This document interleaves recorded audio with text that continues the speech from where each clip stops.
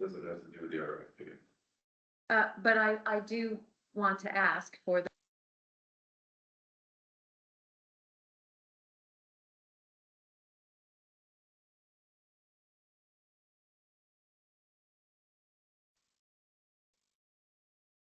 Good morning, Jeremy. Hey folks, how are you? So far so good. How are you? Good. Are you in the city? I am. I'm seeing a cityscape behind you. I'm seeing city type apartment. Oh no, Background. it's a fake. It's a fake one.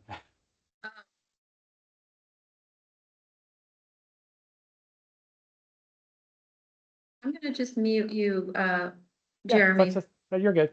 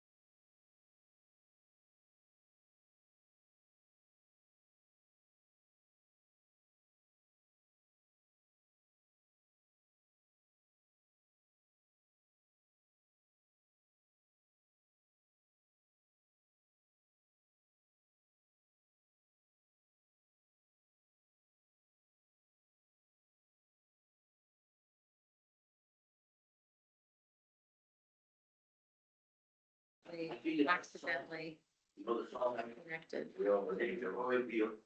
Poe told me it's the only one you know. I got turned it off, but that's fine. Oh, no, well, yeah, I was getting a little annoyed. Hi, you. How are you? So, yeah, sure. Hello, Miranda.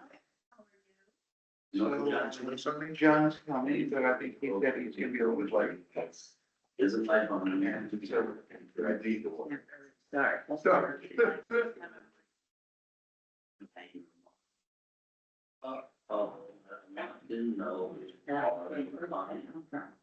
is the way it goes. Don't ask me on musical vacation.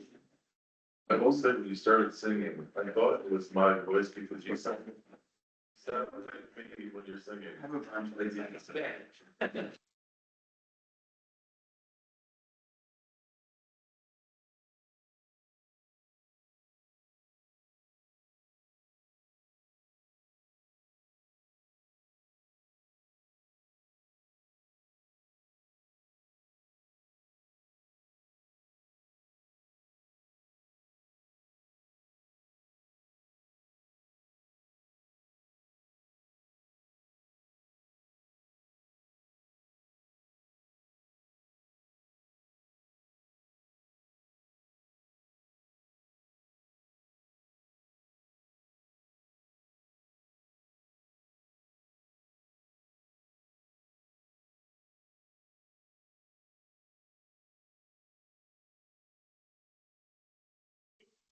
Good morning, all. We're just waiting for a quorum here, and we will start as soon as we do have one with a public hearing for the Dunn Warehouse.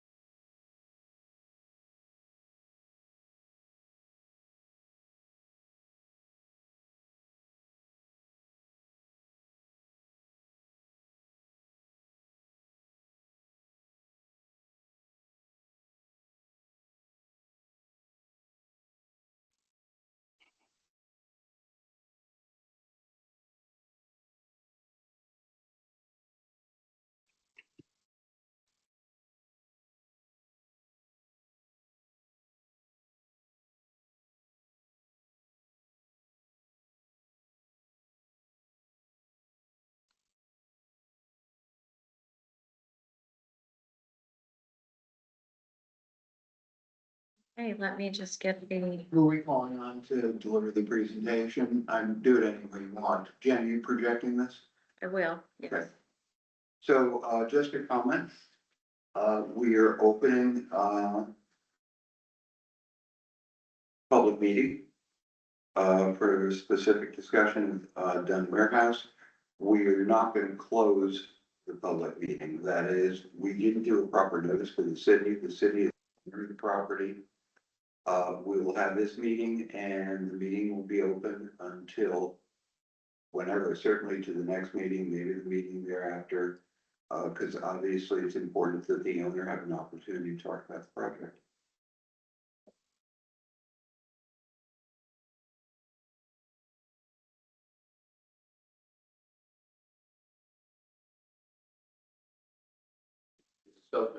Not yet, just give me 1 second. Thank you. Can we do, when you're ready, we'll do a formal motion to open the hearing. Okay.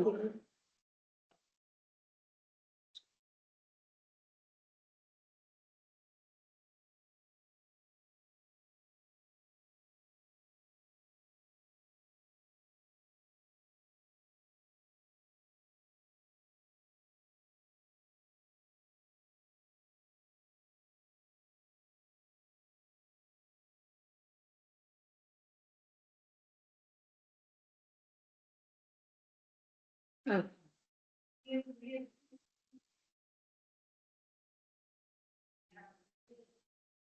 Okay, Jen, you okay? yes. Make a motion to open public hearing on the Dunn Warehouse. Anyone? Miranda? And you, all in favor? Karen? Vote, it's unanimous, as I understand it. Are there any nay votes? Public hearing is open.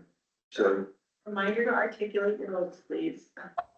pardon? So just reminding everyone to actually say aye. Record. May everyone say aye? Aye. Thank you.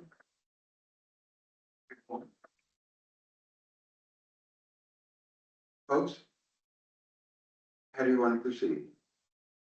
I will just make a brief beginning statement, to reiterate some of the things that we said last month when we made the original presentation. And that is that the Dunn Warehouse, which is on our Hudson waterfront, has twice been deemed worthy of being included in the state and national registers of historic places, but it has never been recognized as a local landmark to receive the protections that this body offers to historic structures in the city. And we were inspired by the fact that its future is now once again in flux. There's a new RFP out. What's going to happen to the building is unclear, but the need to protect it as the sort of one of the last remaining remnants of Hudson's industrial past is very important. So that's all I wanted to say. My collaborators here also have statements. Thanks, Karen. Yeah. I'm Ronald. Last month, I spoke in favor of designating the Dunn Warehouse on the grounds as a surviving material example of Hudson's historic industrial waterfront, and not a mere allusion to that history. Today, I'm going to argue in favor of designation in terms of a broadening of the idea of what it means to be a landmark and a broadening of the constituency for historic preservation.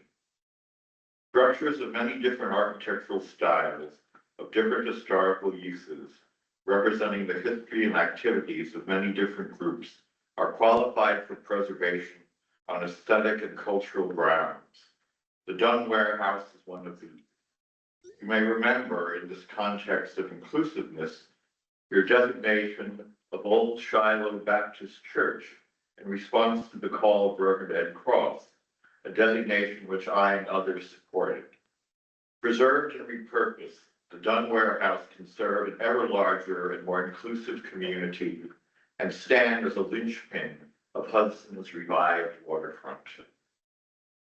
In its first go-around on the adaptive reuse of the Dunn Warehouse, the city administration was strongly committed to such reuse.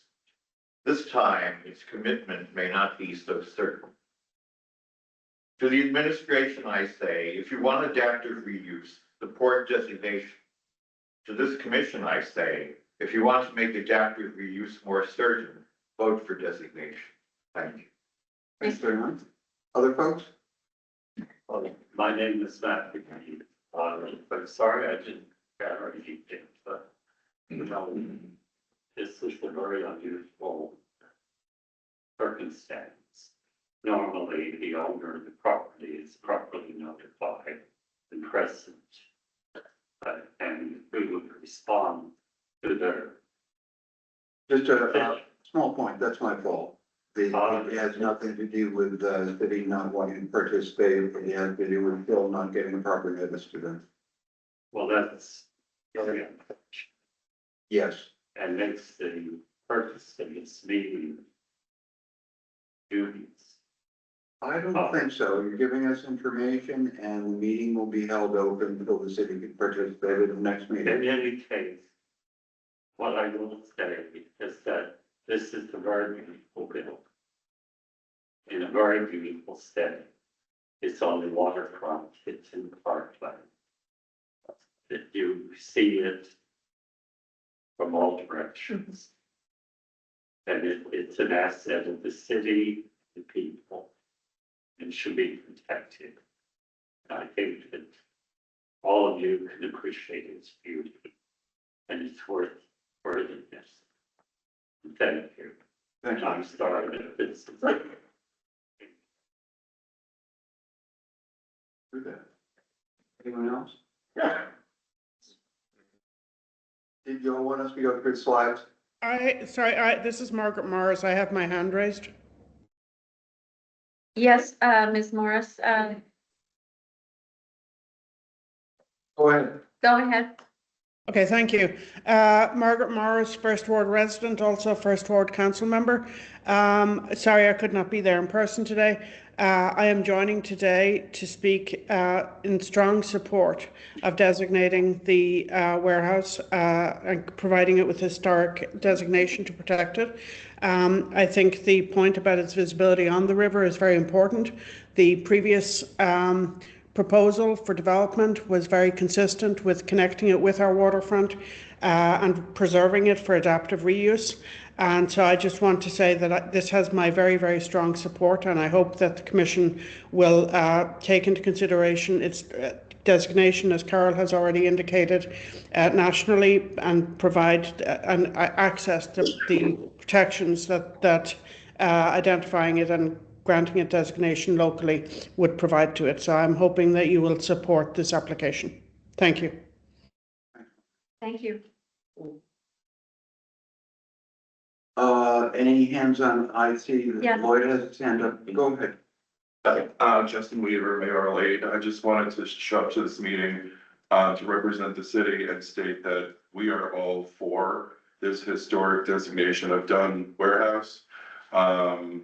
We do have a charter with codes. The specific code is 169-4, where it states how things are supposed to be presented to the city. Unfortunately, in this case, it wasn't presented.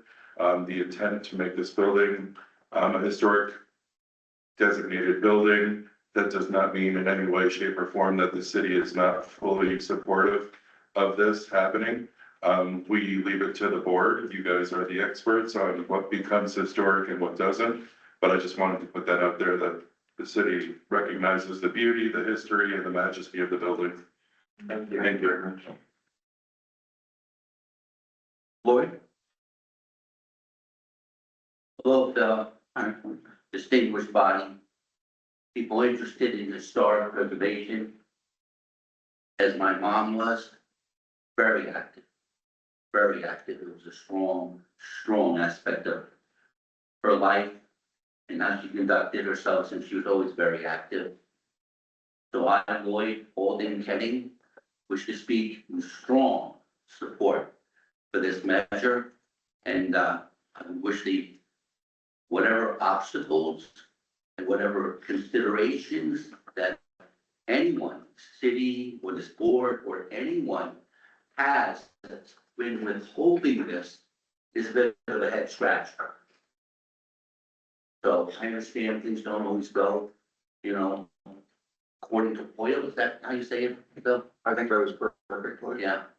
So, but sometimes if you really want something, you just get it done. So, or I'm mayor, which could happen, I will see that it gets done, right away. And thank you, Mom, thank you guys. Thanks very much, Lynn. Anyone else in the room, or Jen, do you have anybody online with hands up? I do not. Carol, do you want us to go through the slides, or what's your thought on this? Up to you, if you, Just for the record, the HPC, site has the entire Dunn Warehouse application, uploaded online. And I'm happy to send the link to whomever would like to see it. Also, I have, the gentleman's, eloquent, statements and in support. Actually, a question, I'll into that as well. Thank you very much. Okay. Question, Chair. Craig, City Code Enforcement. Is there any type of a condition report on this building? Do we know the structure stability? Is there any type of documents the owner may have indicating that? I don't know. It's been a vacant warehouse building for many years. My concern is the stability of the building. Understood. Is there any, well, you heard the question. Is there something the city can provide code at this time? I don't know if I'm asking for that from, somebody to provide it. It's just a question as Okay. looked at.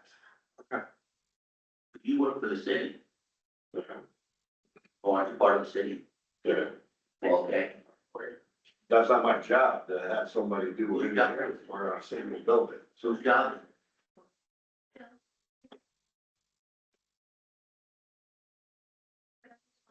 Please do. there actually was, but it's not, it wasn't done yesterday or last year, but when, I think it was when Saratoga Associates was doing, well, it was in the early stages of the DRI. When the roof was, when that support, that additional thing was added to the roof to, shore up that part of the building, there was an extensive, structural condition study done at that point. So somewhere there's. Yes, there is. Yeah, I personally don't have it, but it exists somewhere. And I think if I go back into, old gossip's post, I might find a link to it. The latest resource evaluation, I believe that you guys included was 2024, October 8. Also, that's Okay.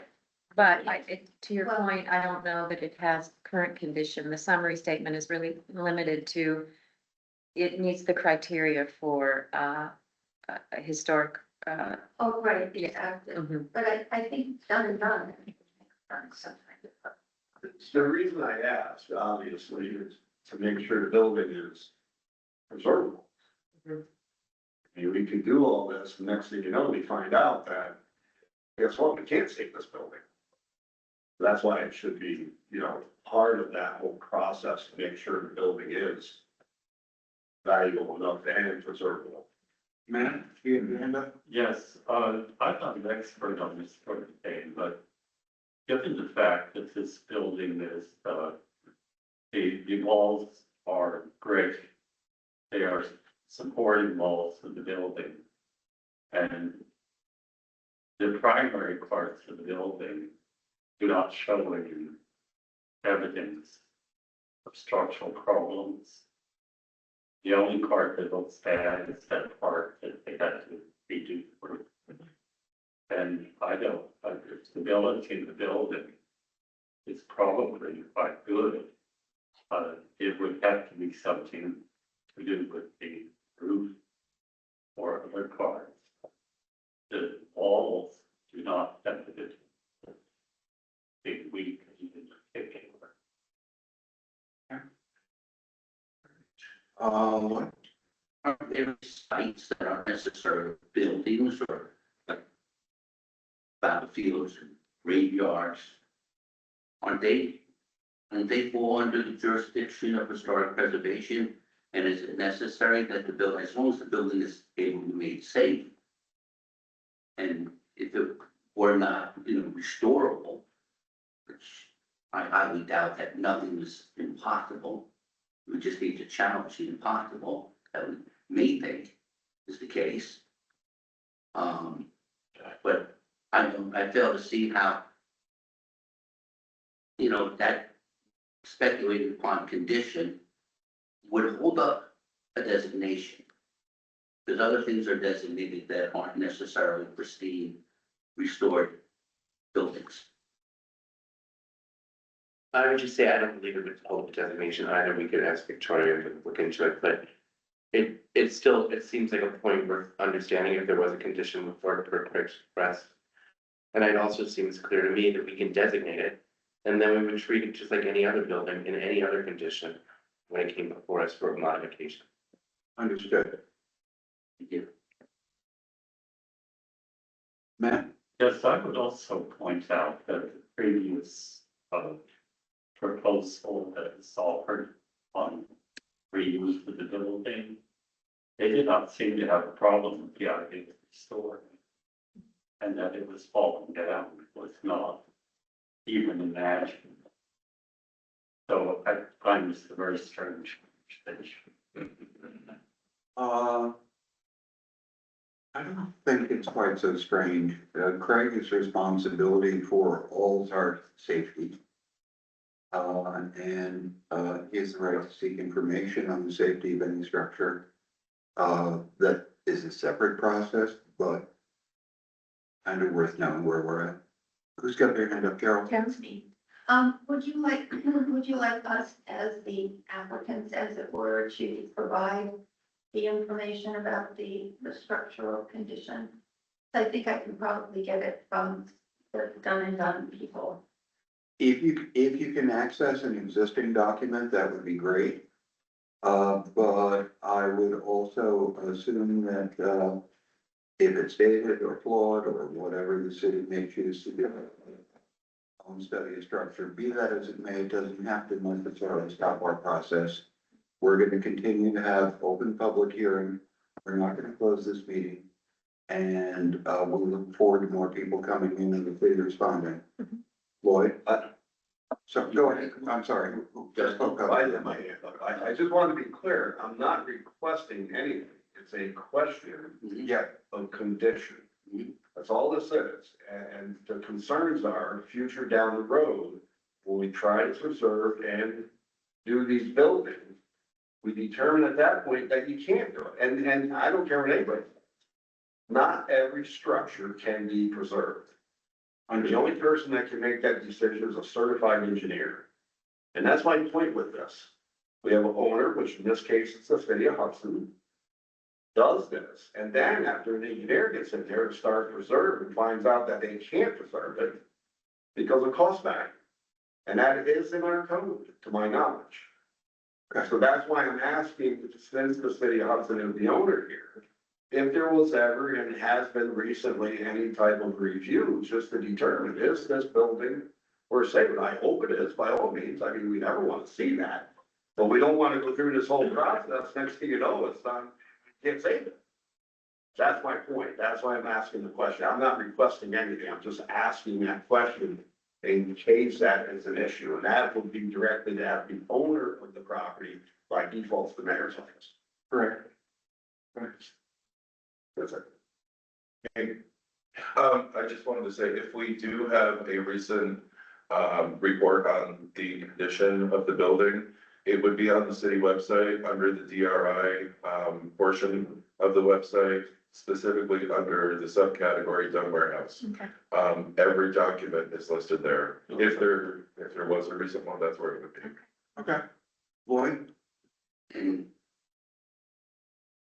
thank you, Craig, because exactly to your point, and Carol, I mean, you guys are doing the work of the city, in essence. So the city were actually interested in preserving the structure or the site. I would think they would be advancing the cause themselves. But what we're not seeing, other than Justin, thank you for filling up, Justin, it's nice, Of course. okay? But we're not seeing the city actively engaging. They're giving reasons not to, because they have to follow the code.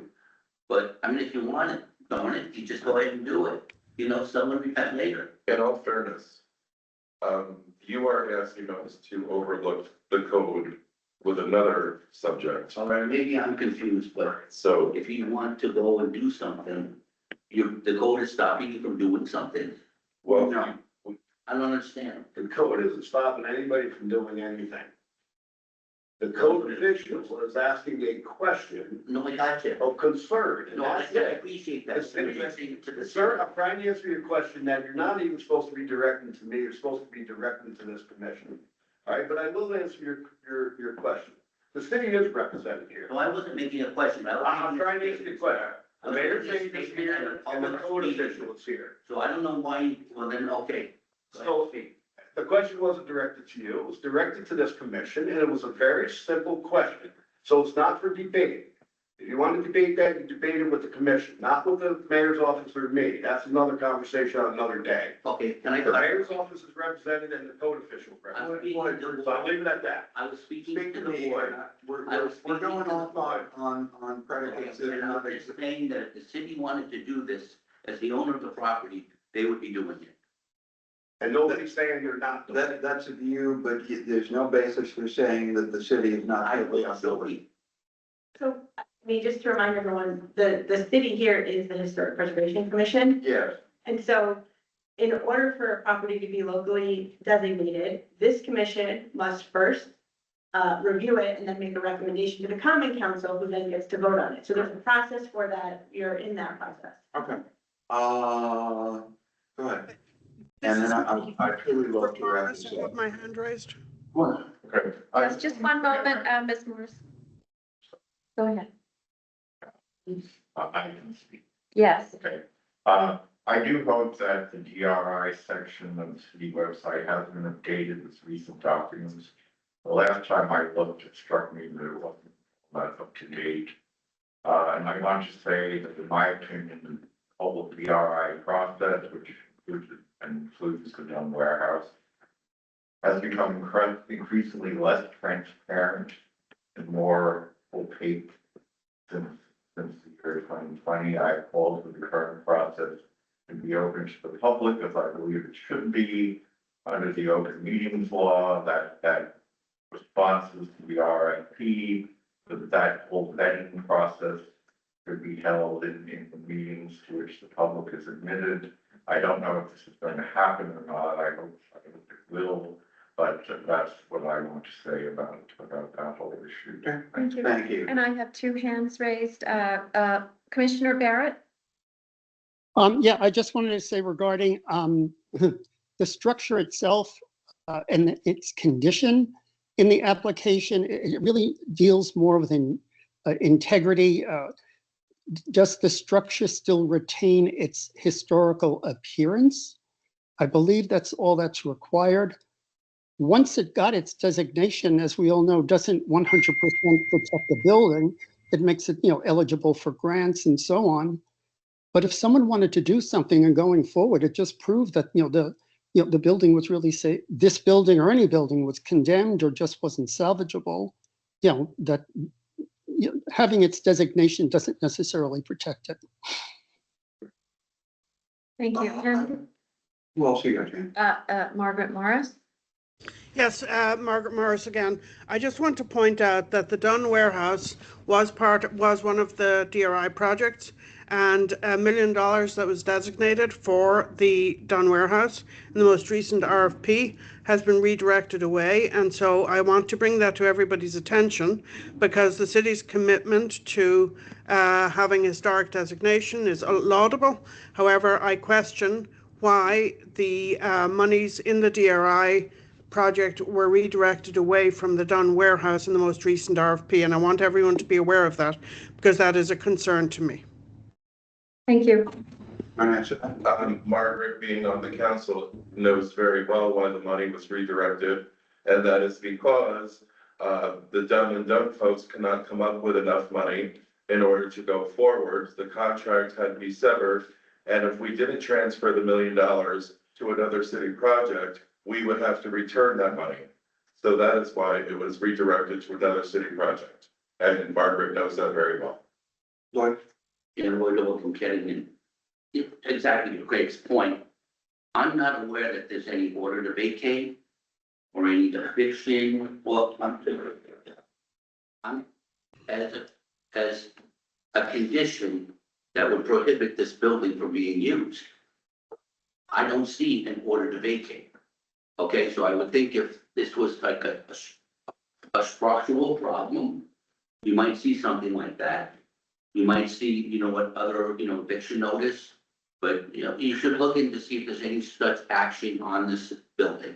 I think I want to go back to the basic storyline.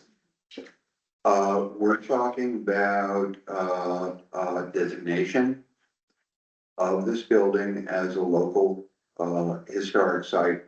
Basically, period. I realize that there are lots and lots of other things that could be involved or complications. But they're all willing elements at this point. The city is interested in doing this. The Preservation Commission is interested in doing this. The public appears to be interested in doing this. So let's not propose non-existent barriers because there aren't barriers. We're just trying to move forward. This meeting will stay open. All they was trying to do was establish that those barriers may or may not exist. I believe they do not now exist. They may or may not. But we're going to find out in this process. I think that's a valid question. Chairman, I just want to refocus everyone. The standards for designation of a landmark are set forth in 169-4 of the city code. And it's, you can consider it whether it possesses specific character or historic or aesthetic interest or value as part of the architectural, cultural, political, economic, or social history of the locality, region, state, or nation. 2, identified with historic personages, or 3, is the work of a builder, architect, or designer whose work has significantly influenced an age.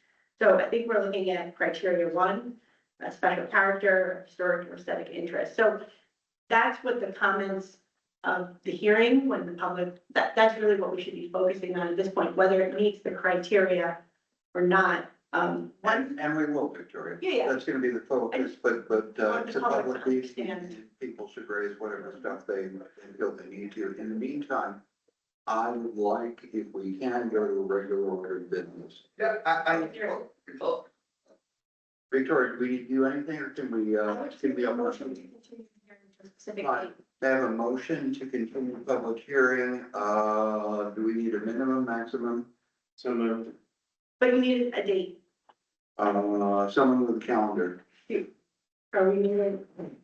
Commissioner Barrett, do you have a hand raised? Did you want to say anything else? No, I believe I made my comment. Thank you.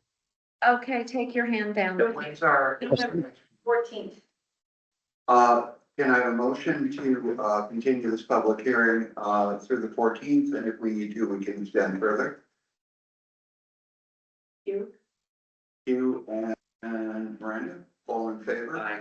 It's unanimous. The public hearing will be continued through to the 14th. Can we have a motion to commence our regular meeting? Perfect. You and Amanda, all in favor? Meeting's called to order. First order of business is review of the minutes. Bill. I have one question. Will you be accepting written comments until? Sure, of course. Always. The new meeting vote. Before we start the agenda, Mr. Chairman, I'd just like to bring to your attention, as we do every year this time of year, when we get into the month of November and December's holiday season, City Hall is closed on 2 of your, I think 1 anyhow, the day after Thanksgiving. Right. Is one of your scheduled meetings, and the day after Christmas is one of your scheduled meetings. So normally these months you alter them dates to accommodate both meetings for both months. We will do. I'll get to that. We need to check. No, you're absolutely I like right. to remind you that every year, Yeah. so it helps me in my office, you know, take the application. We'll do that at the end of this meeting. decide on the next couple meeting days to avoid conflict with Thanksgiving and Christmas. Correct. So, minutes? I'm sorry, do you, I just one more comment? I'd like to express, will the public be allowed to respond publicly at the meeting to the presentation by the city? Sure, that'd be public hearing. We don't anticipate a presentation. I mean, there's no requirement that the landowner give a presentation. Is there a public hearing so that the HPC can collect facts?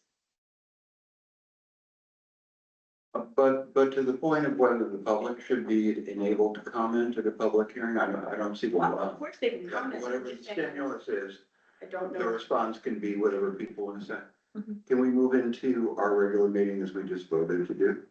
Yes, the review of the minutes of October 10th. Motion to approve, Commissioner Biber, Commissioner Barry, all in favor? Minutes are approved. Thank you very much, Jennifer. Okay. And we have 3 C of A votes. First up is 337. Share it. 337, 339 Union Street, that's the Italianate. For the partial demolition and of the non-legal additions and new construction of a rear addition, including wood clapboard siding, 4/4 wood clad windows, existing 6/6 windows to remain elsewhere on the structure. That was mostly in the front. And new 6-foot fence with a 1-foot topper pursuant to the specifications submitted to the commission. 337, 339 Union. Motion to approve the city minutes prepared by the city attorney, Commissioner Biber. Commissioner Barry, all in favor? Aye. Approved. Okay, next up, we have 447 Warren Street. And that was for the fixed wall sign pursuant to the specifications of the commission. The wall sign. Motion. To approve the city minutes, still under. Commissioner Biber, Commissioner Barry, all in favor? Approve the C of A as prepared by the city attorney. Okay, and next up is 702, 704 Columbia. I believe that was the hereafter. Yeah. It was for the installation of a 36-inch, oh no, that's not the, I'm sorry, that's Venus. I think it's, let's see, Old Hudson. It's the 36-inch wood fence, that they are. 700. Okay. I'm sorry, what are we? It's 702, 704 Columbia Street. Dumpster. One sits in the, Right, it's not Old Hudson. Okay. No. yeah, it's what from the church. Oh, right, okay. And this was for the installation of the 36-inch wood fence. They're continuing the existing wood fence. They're matching the existing wood fence. It's a 3-foot high wood fence. I'm 702, 704. motion to Columbia Street. 704 certificate of appropriateness. Anybody? Commissioner Sherwood? Or Biber, all in favor? Aye. Unanimously approved. Okay, and according to the agenda, we now will go into executive session. Do we have any new supervision? No, we do not. So the commission has to vote, I believe, to Go go into to the exec- public meeting and to go into executive session. May I have a For the motion? purpose of For purpose of discussing architect members to replace him on the commission.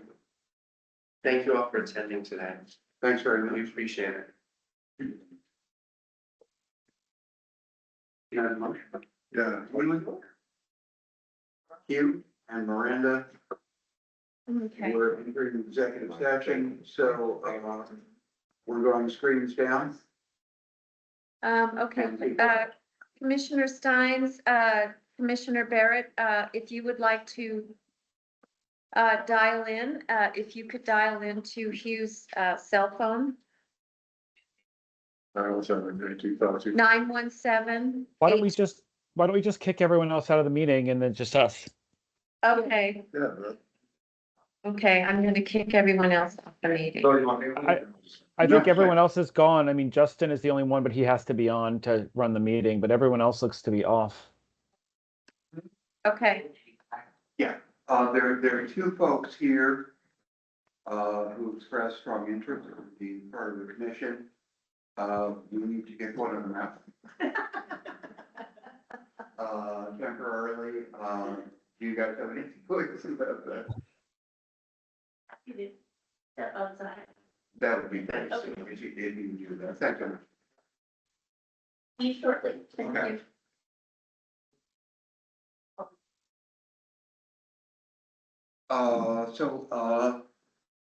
Some background on what we've been trying to do. Kim was enormously helpful in identifying, I think, some outstanding candidates for commission architect. So cheers to Kim. And because Melissa Neal graciously agreed to step out, Kara Craig is going to step in, and we can give her a hard time, but I hope we don't. These are fantastic people, and they're hard to come by. I've talked to many, and we ended up being very lucky. So Tara, how do you want to do it? But say a bit about yourself and your experience, and then folks might ask you questions. Sure, that was one super interesting to listen to. I want to say that was not our standard. Standard analysis, very different.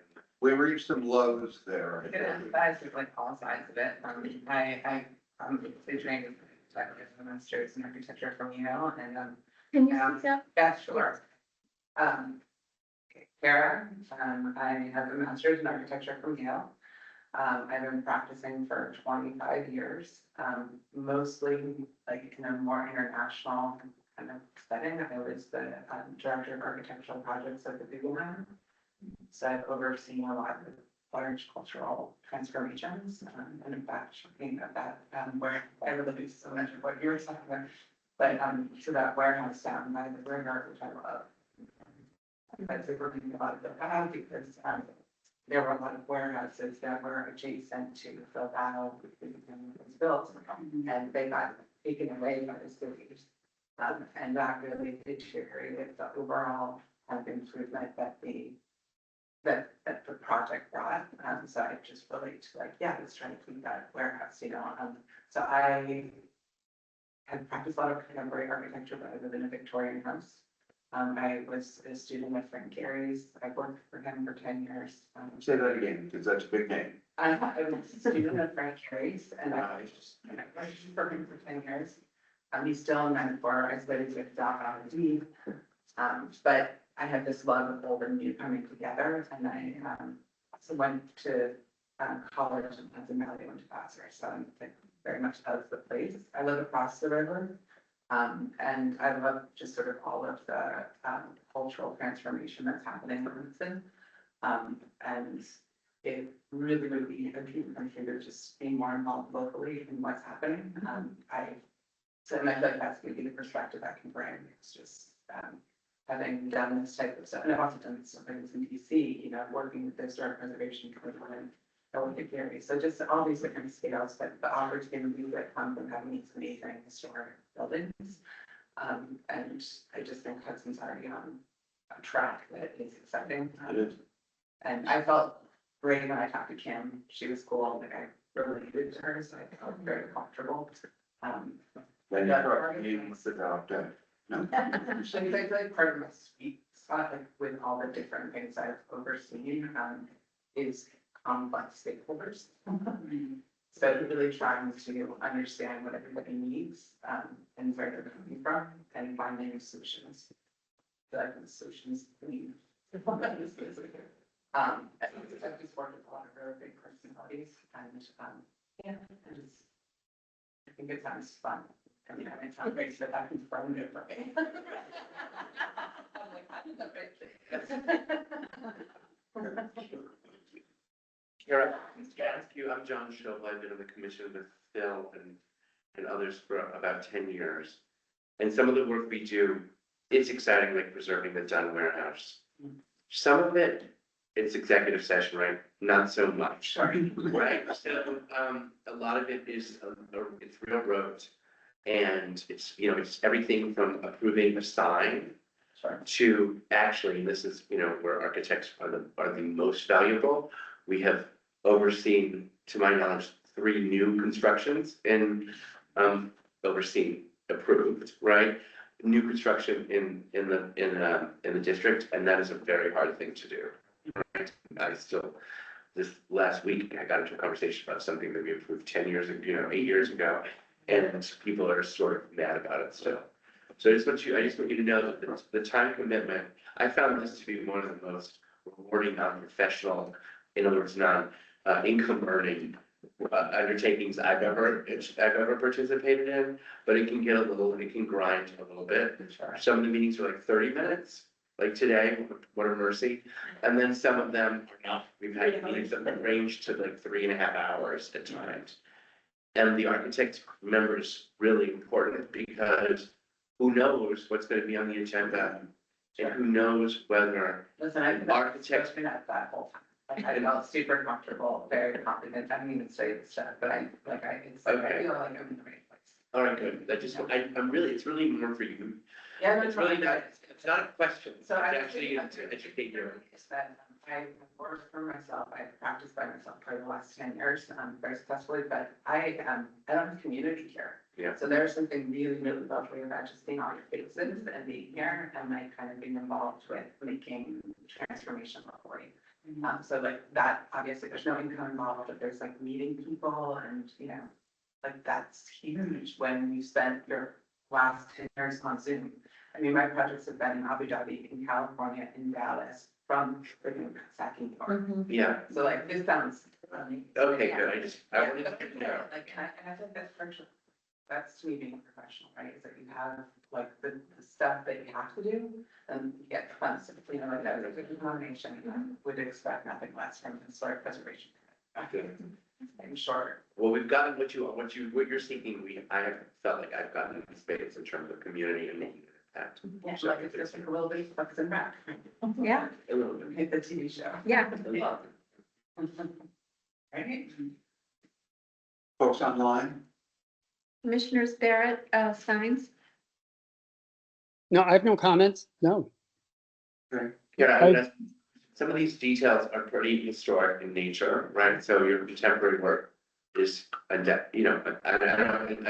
it's not to undermine your bona fides, they're obviously there, but some of them are, of a specific period and maybe require some creative thought and research. How would you feel about, we're within a very specific vernacular in Hudson. Super comfortable. Like I feel like that's, like I said, it's a lot of reverence for architectural history. And that probably comes from even like that, master's, Bob Stern with the team. And so it was really instilled in us this kind of major reverence towards what's happened in the past and kind of then what's happening in the future. So for me, there's a tension in between, but like you're looking at a second Empire Victorian. You gotta know what you're doing to not like deflect from the value of that Empire Victorian. And yeah, like it's something that comes up a lot too, just with renovation versus restoration versus preservation. I mean, it's all. We have it all here, and we also reuse quite a bit of issues, just kind of mention reuse in the future. Would you, sometimes we have asked our architect member, and more frequently than perhaps we should, to collaborate offline with particularly North. That's something you'd be comfortable with, right? Not So I feel like that's the solution, because I feel like I listen to that stuff and I'm like, oh, like you need to make sure that the storage is not involved. The city wants to do it. All I see is solutions. And so, yes, it makes me feel like, hello, can I help? Because it's just opportunities too, because the bigger opportunity is the civic one, right? So it's sort of looking through and saying, okay, here's this, like, pickle, you're trying to get through, but like the bigger idea of what can happen for Hudson City is kind of embedded in. Our goal is both to preserve the cultural patriarchy of Hudson's architecture, as well as to solve problems for people that own expensive buildings, right? So we really find ourselves having to thread a needle often, and the architect's role can be really useful there, without redesigning for them, but to sort of prepare the applicant out of session for what it is that we most likely to do. It doesn't come up all the time. I would say it comes up 4 times a year, maybe at the most, where we've made that ask. Yeah, it's like I said, it's really, I'm very comfortable with that, and I'm very comfortable with, yeah, just being right of historical, I mean, Alana, Thomas Folhassa, they're all like, they said it all the time, like, Sir John Stone's house in London, like, that it's the underpinning of architecture, so. That makes me comfortable, or Incredibly comfortable. Okay. Please don't mistake my comments and questions for anything, but to just educate you about what this role is. Yeah, yeah. It's, No, and then I walked in, it's like, this is to educate them.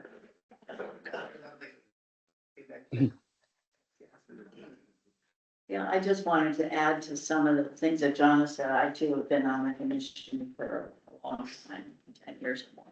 And I absolutely love it. It is a great community experience. And I think one of the things that makes our commission successful is that our approach to the applicants is very collaborative. We often, people will come with something that seems really out of place. And instead of, disapproving the application, what we'll do is say, would you consider, what materials are you using for those windows? Would you consider restoring the windows? You might find that would work. And that's another place where having an architect member is very, very important, because we need to know what's practical. Yeah, for sure. That's all I could hear when you were talking about the structure, is sort of like, yeah, cities, and they have to reinforce the structure, that is expensive and to undertake, and then have to do that, it's a historic building, so created a conundrum. And you have property owners who also, within a range, have a right to do what they want to do with their property, so it's balancing For sure. the needs, like you Yeah, I said. mean, it's simple. Again, I got that from one topic, so it's just sort of fascinating. Weighing pragmatism and like the partnership with the people, which I really, having been an architect on the presenting side many times, the idea of just going in front of a group that's collaborative and not combative is like awesome. We board relies on the architect a lot to do the minuscule looking at the plans and say, sometimes it's during the meeting, because we get them, a few days before and saying, you didn't give us the spec and you're missing the doors and this doesn't look just right. So part of it is the fun, big picture stuff. Part of it is being able to say to the applicant, look at your plans and they're incomplete. So it's. Okay, well, I understand there's a certain. Like, there's. Nuances. Right, the code enforcement officer accepts the application and looks at it, but, the details. He's not sitting there pouring over to say, the mutton. Yes, I really want to. I know this is swinging in the contemporary direction, but part of my responsibility at the Guggenheim when I was the Guggenheim Debbie, and I had to review the entire construction documents, which was thousands of pages, and I read the entire specifications, which is like, it was so boring. It's, but I did it. So I feel like, I can read and look at that kind of stuff and kind of get the. Yeah, and not spending the hours before the meeting, but just during the meeting, identifying there's anything. we're missing Like, some like, detail.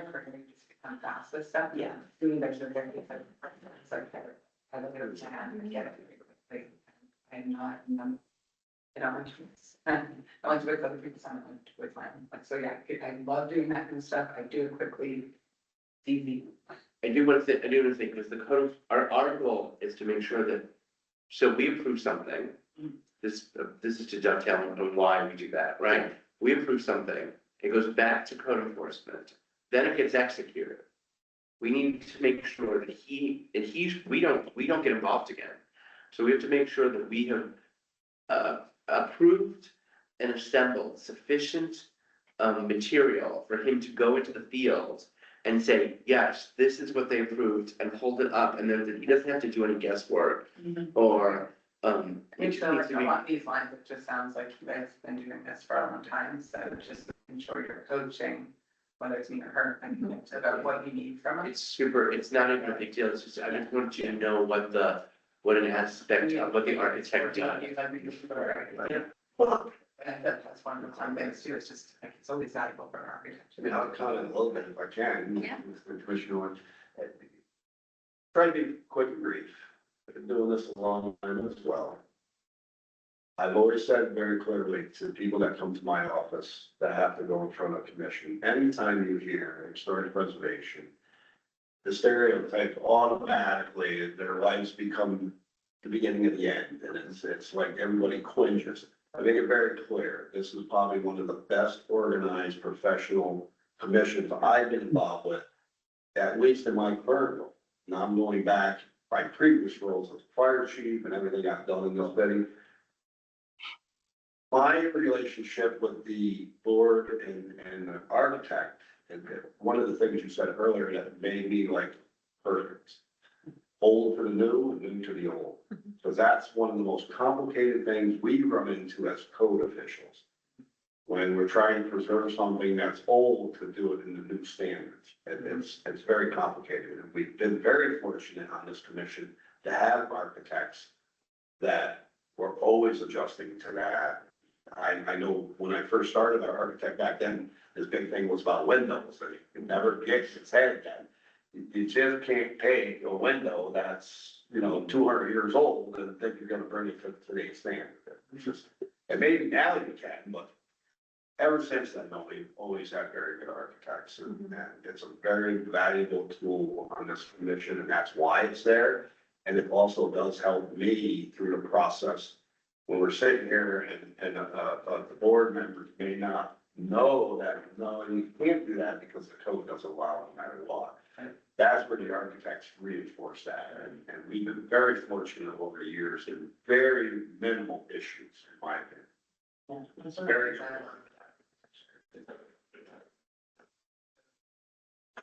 Everyone, I do need to jump, but I just wanted to give a strong vote of confidence. I think you sound like you have an incredible background. I was only going to say things that people have already stated, but this balance of guiding versus prescribing, which is, I think, central to the role. But it sounds like you have that covered and then some. So you have my vote of confidence. I do need to hop, but thank you. It's great to meet you. I look forward to meeting you in person. Jeremy, thank you. Just to note everybody, we have another person to talk to. We'll miss you on that, but Okay. everybody, please stay with. Okay, thank you. Bye. Do you have any other questions for us? No, I just think that the thing I would need to be successful is just your, like, help, but I feel like I also just love, like, sounds done, like a lifetime learner, so like, the fact that this kind of pivots a little bit in a different direction, I'm about to. And just, I'm down, like I said, the circus antics this morning is definitely like, I'll get me in on this. Fortunately, it's not that great to share. But, do you want me to? Yes, that would be, please. Thank you. Thank you so much. By stepping out. I just didn't really understand what was going on. No, I'm so happy with, I'm probably could have organized this better, but I kept on going through, should I do it on Zoom, should I do it? And it's so perfect you came in, and so perfect. It was, Thank you. just to be able to, see both sides, right? So just Super kind of like appreciate it. understand, because I can't imagine not seeing that, and then we first. That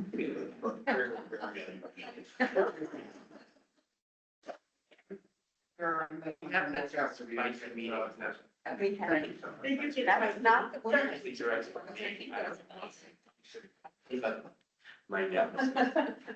Thank you. It's like so nice. Thank you. So I got to like, actually, I mean, I guess the one thing that I just like more about all of you. Thank you. Thank you very much.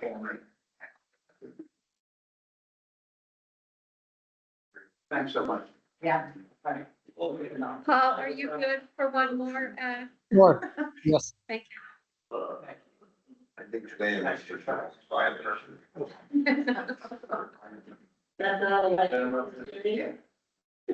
So wherever you want to be, Okay. You're good. Happy to sit there too. so the, good news and the bad news is we're talking to people, both of whom have spectacular qualifications. And I spent a lot of time talking to them as did Kim. This is, Melissa Neal. Right. Meet you. You have your own firm and, a crazy amazing resume. So talk about your background. Folks will ask you questions. Oh, sure. I have spent the better part of my career working in and around, landmarks. Both, for residential projects, but, primarily for performing arts projects. And, performing arts just have been my passion since I was a young professional. And I will just point to one recent project. I do a lot of work in Chicago. And almost 25 years ago, we built a theater inside of one of Chicago's most revered structures, which is the Chicago Avenue Pumping Station. It's on Michigan Avenue. And this survived the Great Fire. The city is allowed to operate inside the building. The water department owns it.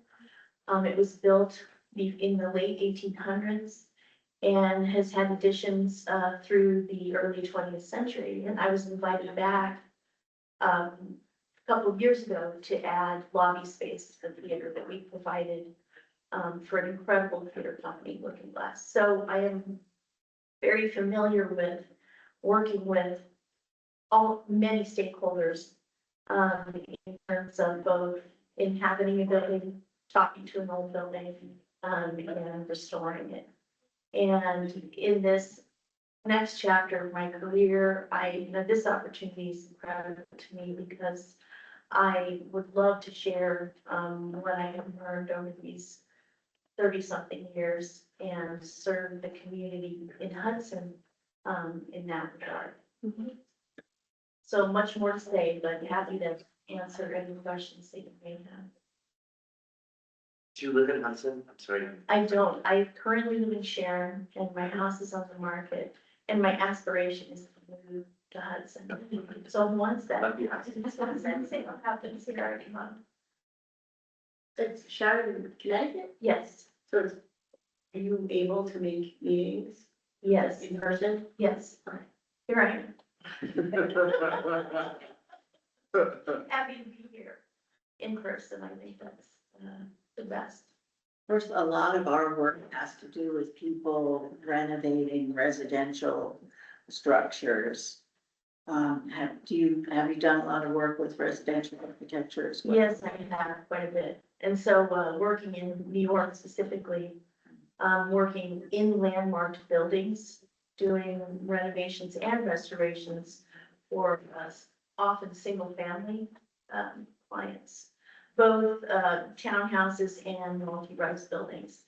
And that really is our bread and butter that helps us work on the theater projects that I described. You appear before the City Landmarks Commission? Yes, yes. So we're working at both a staff level with New York Preservation Commission and also the Chicago Commission on Public Landmarks.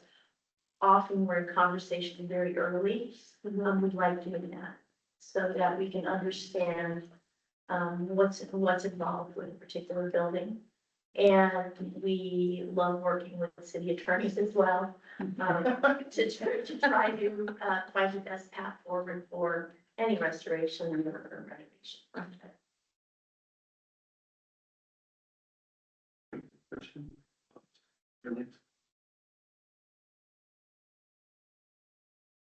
Yes, no.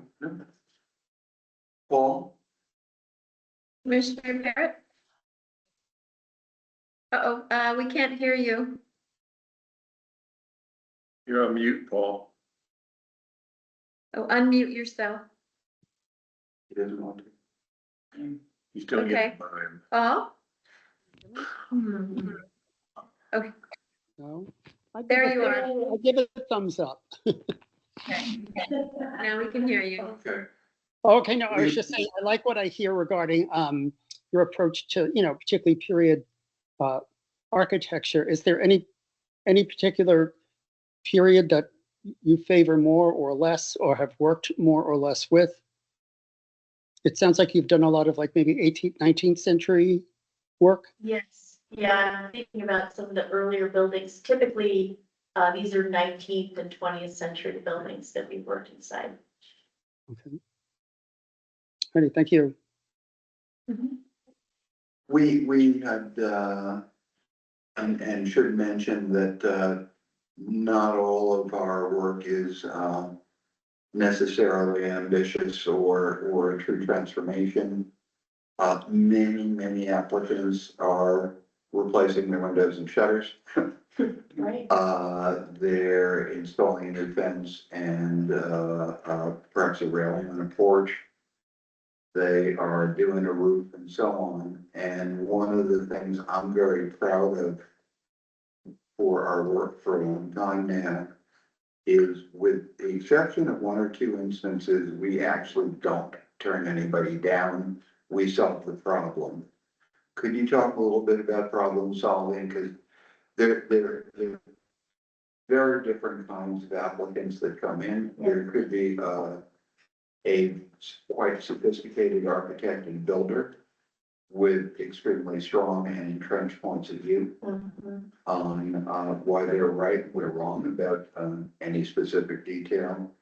And then there are folks with no experience, they're scared, they don't know the materials, and they need a lot of help. How do you intervene with and problem solve with the ornery arrogant and the folks who need a hell of a lot of handholding? I think that beginning as a conversation with the idea that you're moving toward consensus together. I frequently, as a problem solver myself, I like to see our clients and stakeholders really feel that an idea has come from them. So, that of course involves listening, and it also involves, emboldening the person who's just extending their fence, to feel like they're an active part of, the preservation of the fabric of an incredible place like Hudson. This is not only a safe harbor for the great buildings that are here, but it's a safe harbor for people coming here to make a life. So I fundamentally believe in consensus building, first and foremost. And your question about workload and available time. As you can see, we do allow commissioners to participate in Zoom. And it's not a bad thing, it's a good thing. It means that folks who have other commitments or complications or are still pursuing a career can be part of the commission. On the other hand, we have to have a quorum of four, so attendance is important, but the workload for the architect can be onerous sometimes. We approve through our system something, let's call it 60 plus, sometimes more. We're at 50, I think, or maybe 60 so far just this year. So maybe it's 70 applications. There's a follow-up meeting sometimes. There's interaction with code enforcement, because Craig has identified some red flags from on building code. Often he just takes care of those before the application comes to us. But some of them bring out outstanding questions, and it all ends up varying degrees bouncing back on the architect. It can be a lot of work. Are you okay with that? Well, I am okay with a lot of work just generally, but at this point in my trajectory, we have a team that's large enough to be be doing the work for our clients, affording me the ability to participate in community service like this. Perfect. Any other questions or comments? How do you feel about small, peaceful, internally illuminated signs in historic? Spicy's conversation of the year.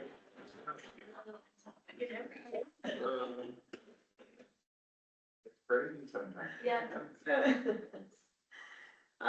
As far as, you know, what the architect does during the meeting, a lot of times we look to the architect, to look at the plans and identify details that are missing. Because we've had issues where we've said, someone has stood up and said, I'm gonna put in slate steps, but then the plan just says steps. And then when, Craig goes out to look at what was built, it only says steps, it may or may not be slate, and so it's our job to make sure that those details end up on the plans and they're complete. So it's a lot of at the meeting, kind of looking and identifying, is everything there, or are we ready to move forward? If that's something you're comfortable with. Oh, very, yes.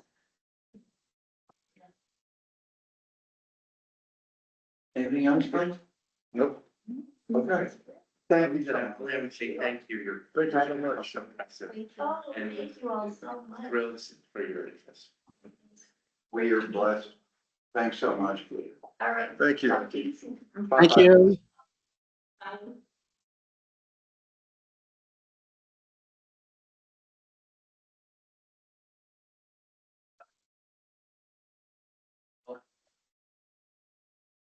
Holy crap. People are missing. How are you guys gonna choose? So actually, I do have one, I'm always, I'd like to hear, but. We could be. I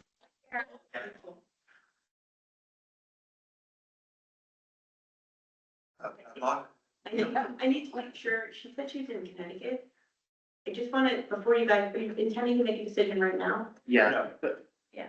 Not necessarily. We don't have to. I just wanna make sure that, a public officer that someone from Connecticut can serve as a public officer on a city commission. We were under the impression you did not have to live in Hudson for this role. Correct. But you're saying you may have to live in the state of New York. I just wanna make sure that the code is clear, you don't have to live in Hudson.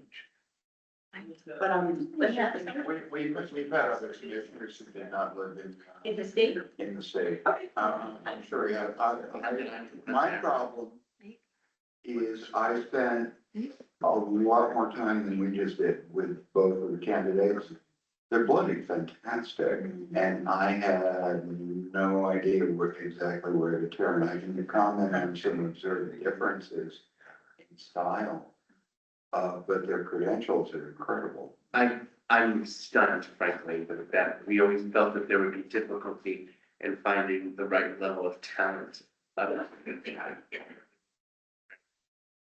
We were, and we didn't have Kim, who heart and soul devoted herself to reaching out to people and asking around, and she met with these, I mean, we had Kim doing the spade work to bring us these fantastic candidates.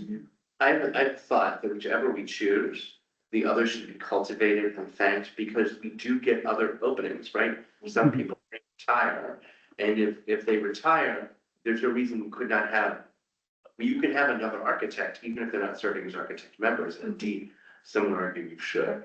So I think they should both be cultivated, and said that if another seat appears, which they could well, that we, they would be first in line. That'll be up to the mayor, whoever the mayor is. God help us. But the vote early and often, the simple truth is that it would be a great thing if we can keep both of them warm, as it were. And I think they're incredible. They actually are. And I didn't spend as much time as you felt, but just their pedigrees and looking at their websites just would blow you away. The question I didn't think about it until you just talked about Connecticut. Would be, is she certified as an architect in New York State? I believe so. We went through this with Victoria. When we reached out, quote unquote licensed folks, they were either unavailable or, not, they didn't have the resumes that these guys did. They built extensive portfolios running $1 billion projects all over the damn place. And they had someone on their staff stamp it. Basically, and that appears to be happening all over the place in the wonderful world of architecture. So, neither of them are licensed. I tried to get licensed people and, they weren't the same. Do they have to be licensed? No. We had this discussion. Oh, I'm sorry. The code, to be considered an architect in New York, you do have to be licensed, but the code is not as clear, and apparently we've had unlicensed architects in the past. I think to demand a term of licensure, would be terrible to service to the role. Well, that's why in our world, we don't call them licenses, certifications. Yeah. And, for example, if somebody says to me, they talk about design, we don't refer to architect or engineer. New York State Certified Design Professional. That'd be like me, I'm a certified code official. I'm not a licensed code official, I'm certified. And that's the difference. And I think the city's goal to have that is somebody certified, make architectural decisions. Right. I understand, and Craig, I don't have an answer on that. I know that these guys are good. And I know that the other people I talked to wasn't. I would think this lady here, Yeah.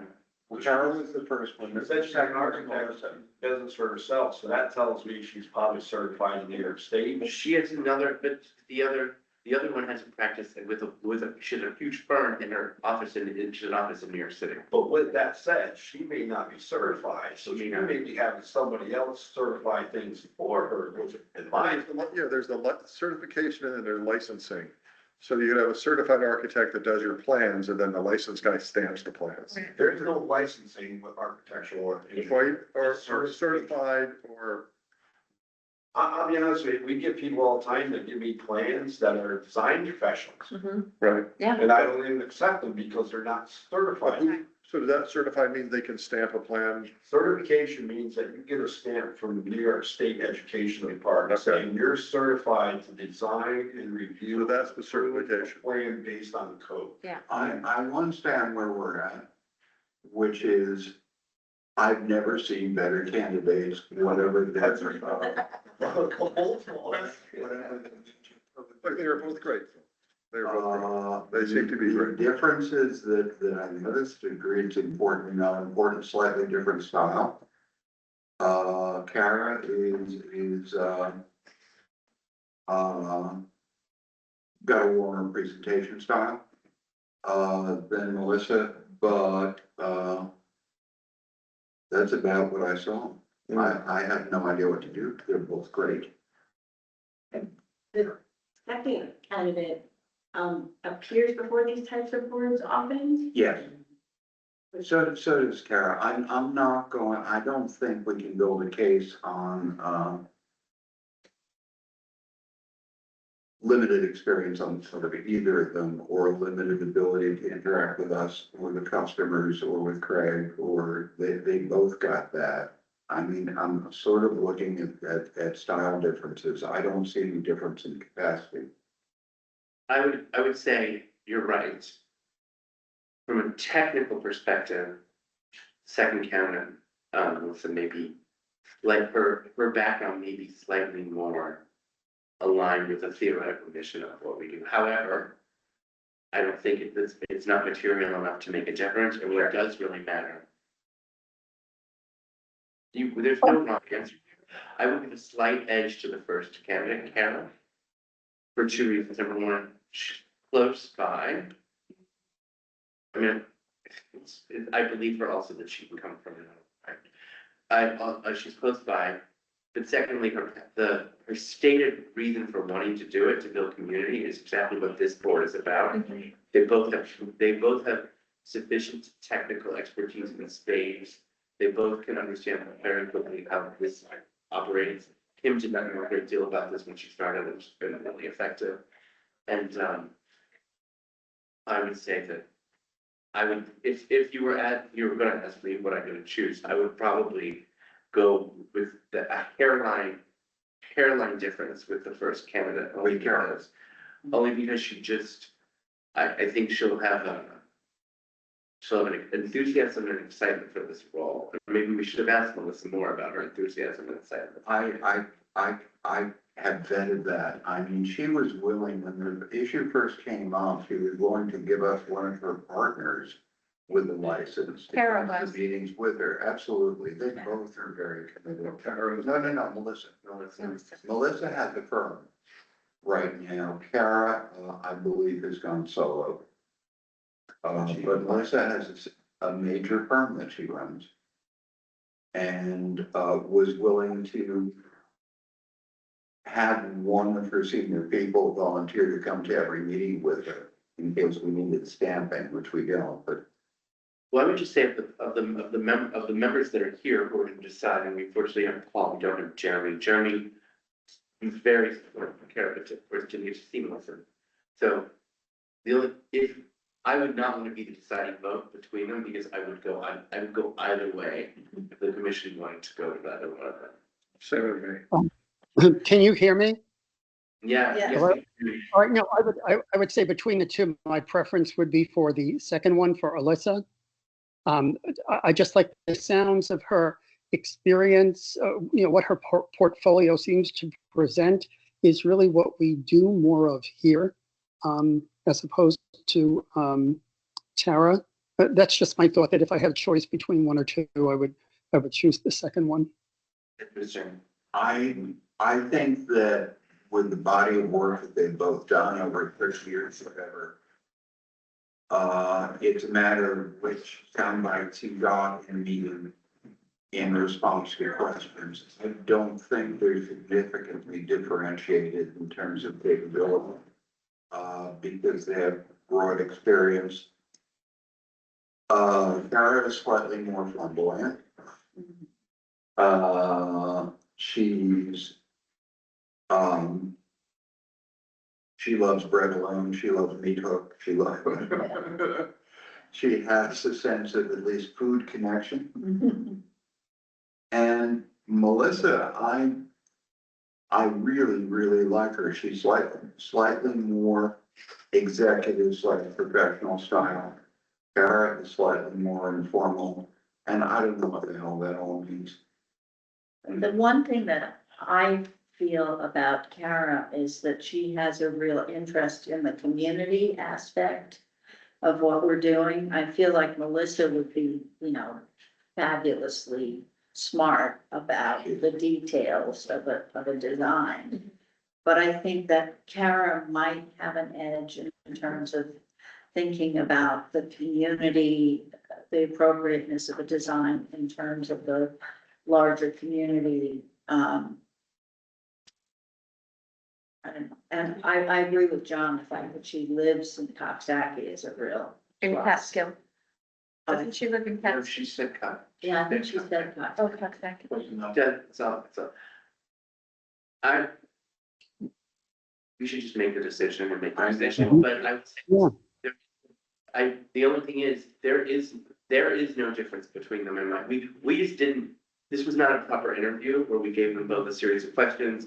It was not, Phil, you spent time with them, but you said she listed her house and she went through the Hudson. Yeah. I mean, that's community commitment to me. So you almost, there's no lose here. No. So I think Not at all. to me, it would be, to have a woman who's built a firm, you can't, they're so phenomenal. You can't really, she built an entire firm, which if you look at her pedigree, it's incredible. She works, she's worked with Robert A.M. Stern and was a disciple of Frank Gehry. Like, this is not, this is really, talk about taking this to a new level. Right.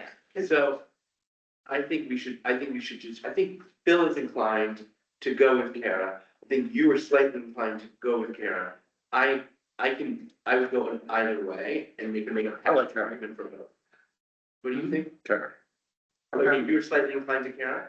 Okay, well then let's do Karen. Can I just add to what John's talking about, and more about what Miranda just said, and I see it, and I've seen it over the years with everybody.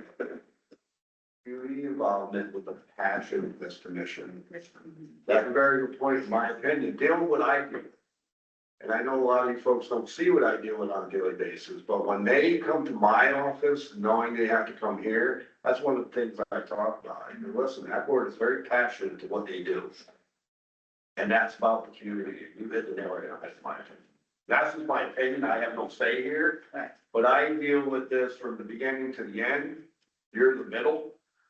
And usually when people come back to me, they say to me, so you know, you were so right. And I used to say that about all three of our boards that I deal with, not one. And I think both of these candidates would be great. I mean, it's Phil has done a lot of the heavy lifting in the beginning, talking to them. They both came off as competent, passionate, experienced. But, you know, as John said, we didn't have formal sit-down interview. It's more of like, did you say the right thing in this moment? But, you know, sometimes it's just a vibe. And, you know, I liked how Kara came off. I like them both. I mean, if it went the other way, I'd be okay. But if I have to pick, that's where my initial choice. And to John's point, I mean, I have no vote either, but you know, the woman who is selling Sharon to move to the Hudson Valley or to specifically Hudson, keep her warm. No, we're gonna keep her warm. Oh, of course, So we can make another board seat. of course. Yeah, She can. it's No, it'd make. an embarrassment of riches. For what it's worth, the Connecticut thing, this is a better choice anyways, than I don't have to worry. But it gives, but Phil, it gives us a reason Yeah, for, you know, you're just doing with some minor concern about your Connecticut residency. And, you know, it's not just qualifying, we'll hope you'll consider it, we'll hope you'll consider us if another seat comes available on our commission. You'd be really valuable. By the way, she would be valuable on any of our boards, can you imagine? So, Yes, how about on something like planning? something like that. Okay, somebody that knows about planning. what do we do? Do we need an official vote, Victoria? There'll be three. Yeah. Really? Is- Do you want Is to? there a Well, I don't think we ever have an architect candidate. They usually kind of. How do you convey the information to the common council or to the mayor for appointment? We prepare a letter of recommendation with a CV and send it to the mayor's office saying that we humbly request the appointment of so-and-so. We are required to have a commission architect. Commissioner Wood has to depart to seek her fortune. And like that. So when we go back into the regular meeting, you should have a motion authorizing you to send a letter of recommendation. I'm, Okay, great, making a motion to come out of executive session. right here. All in favor? We return to the regular meeting. Does that mean that the White House will come back in? No, Uh, we can close the meeting. Commissioner Barrett is here. Yep. Justin Weaver is, he's muted. He's, But, I'm sorry, how do you know that wasn't being live streamed? no, it's not live streamed. There's no one on here. Okay. It's Teams, it's not Facebook. It's Teams. But how did it get? You can eject her from the. Jan took him out of the meeting. Oh, okay, so this is not live streamed on YouTube. I'm sorry, we're back in the regular meeting. Yes. I have the recommendation from the commission. City attorney Wait, says, hold on. So we there's would, no question, should we open the door so the public knows that we come back in? Yes, I'll do that. I make a motion that we adjourn. we need a motion to, tell Phil to prepare a recommendation. Yeah, I motion that you, and I second that motion. Good. To, prepare a recommendation to the mayor, all in favor? Aye. We'll prepare a recommendation to the mayor. Great. That's my story. I make a motion to adjourn the meeting. I second that motion. Just short comment, public comment. I apologize about any misunderstanding. was, apparent. It got a little confused because the city is the city, and I know Craig works for the city, and I just was not sure if you speaking capacity as an employee of the city, representing the city, or what capacity you were speaking in, you might be as a public. So in the future, it'd be helpful if city employees are identifying the role that they're participating in. Sure. Don't apologize. I mean, we have public meetings, they're important, and people could ask stuff and. Yeah, I was confused. I'm trying to understand the city's position. And it's not, it's like, what some of these other people said, it's We kind can of put your like. foster forum. Yes, we did. Okay, Okay, heard and understood. Thank Thank you. you. You're a good man, Phil. I know.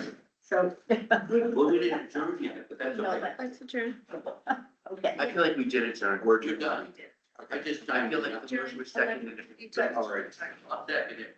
Thank you, Thank you, everyone. thank you, Commissioner Bye. Barry. Yes, That was thank good you. stuff.